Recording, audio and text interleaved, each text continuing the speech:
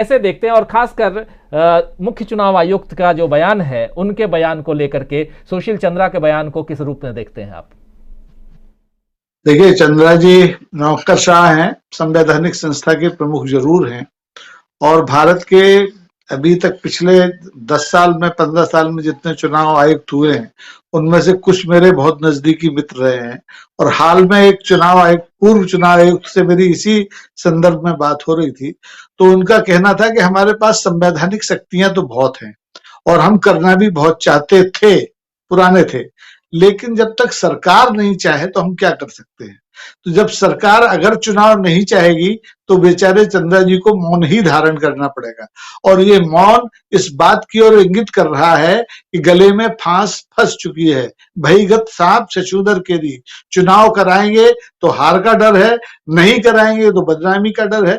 चुनाव न करा के, चुनाव टाल के इंदिरा जी ने देख लिया था, और उसके क्या नतीजे उन्होंने भुगते थे वो पूरी दुनिया ने देखे थे, और इसलिए ये हिम्मत नहीं कर पा रहे। अभी इनकी स्थिति बड़ी अधकचरी सी हो गई, चुनाव लड़ना भी है और चुनाव लड़ने से डर भी लग रहा है। सारे जितने जितने आप तौर तरीके अपना सकते थे, आप अब फंस गए हैं, और सामने जो प्रतिपक्ष अभी तक कमजोर था, उसके पाले में खड़े होकर अब आपके ऊपर वार किया जा रहा है।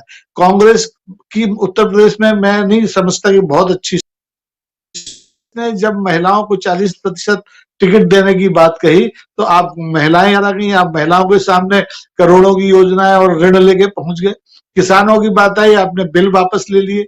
इसके बावजूद जो वोटर का जो मन है वो बदलने की स्थिति में नहीं है। और वो क्यों नहीं बदल रहा है कि आपने अभी कहा कि योगी और मोदी के बीच का जो बॉडी लैंग्वेज है, कितनी शर्मनाक स्थिति इस देश ने देखी है कि एक सबसे बड़े प्रदेश का मुख्यमंत्री एक प्रधानमंत्री के कारकेड में दौड़ता पीछे चला जा रहा है। तो ये आम जनता को सब समझ में आता है कि आपके बीच न कोई केमिस्ट्री है, न कोई गणित है, न कोई आपका इतिहास है, न भूगोल है। आप जनता को मूर्ख बना करके बहुत दिनों तक काम नहीं चला सकते। आपने देखा काशी में, जिस क्वेटों की आप बात कर रहे हैं, काशी में रेलवे स्टेशन पर रेड कारपेट पर माननीय प्रधानमंत्री जी अकेले खड़े हैं और माननीय मुख्यमंत्री जी 20 फीट दूर खड़े हैं, जैसे सबसे खतरनाक आदमी वही है।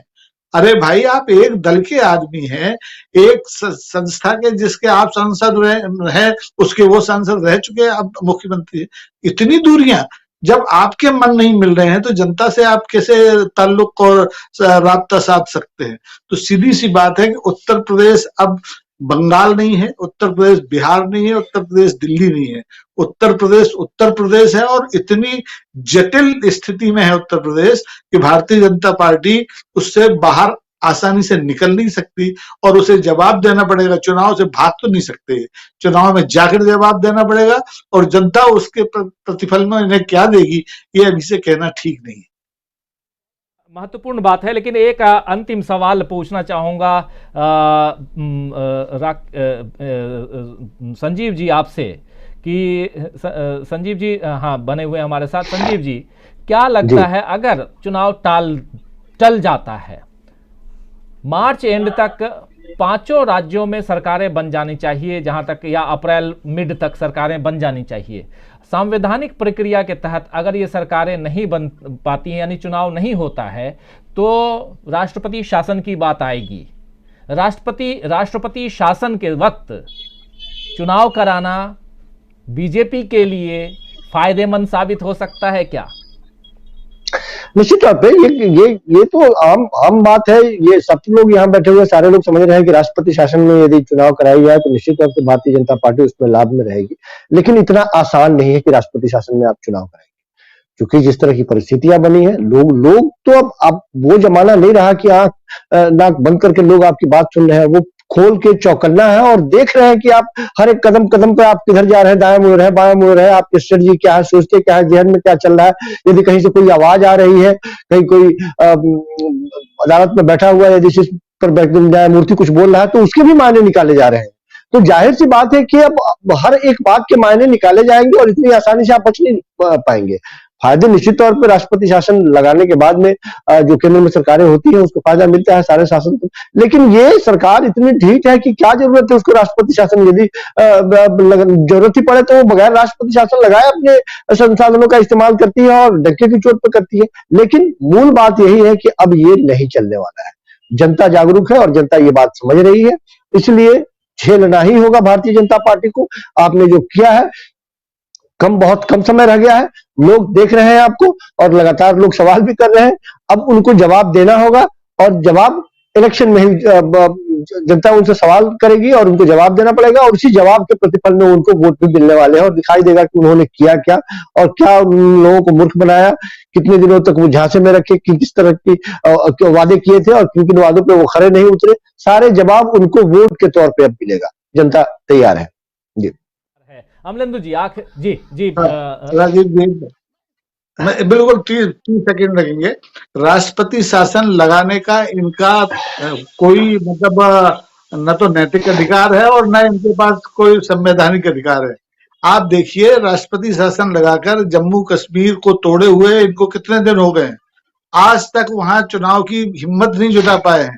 तो ये तो प्रदेश हमारे मैदानी प्रदेश है, यहाँ की जनता सब समझती है कि राष्ट्रपति शासन कब और क्यों कैसे लगाया जाता है और उसका लाभ या जो फायदा है वो कैसे लिया जाता है।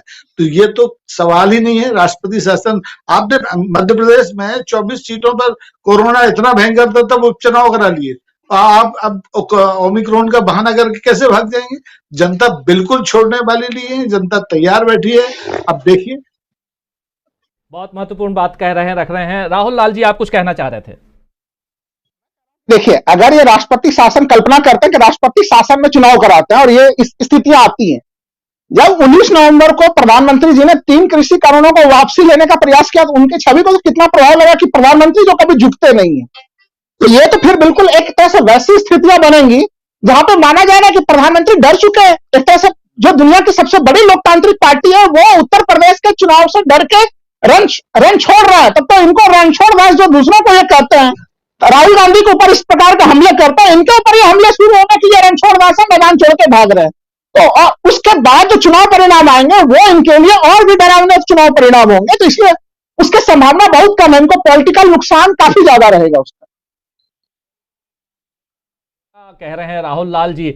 आखिरी कमेंट आपका अमलेंदु जी, आपको क्या लगता है कि अगर चुनाव, हालांकि हमारे तीनों साथी कह रहे हैं कि ऐसी नौबत नहीं आएगी, लेकिन आप इसको किस रूप में देखते हैं? जो एक बात मैं यहां रख रहा हूं कि अगर जो 15 अप्रैल तक का समय है और 5 राज्यों में चुनाव नहीं होते हैं और ऐसी स्थिति में चुनाव अगर जैसा कहा जा रहा है कि फरवरी के महीने में हो सकता है, ओमिक्रॉन का जो तीसरी यानी देश में तीसरी लहर पीक पे हो, और ऐसी स्थिति में चुनाव अगर टाल दिए जाते हैं तो क्या राष्ट्रपति शासन और राष्ट्रपति शासन में चुनाव क्या बीजेपी के फायदे में, या जो हम लिख रहे हैं कि बीजेपी को सताने लगा है हार का डर, उस समय भी सताएगा हार का डर?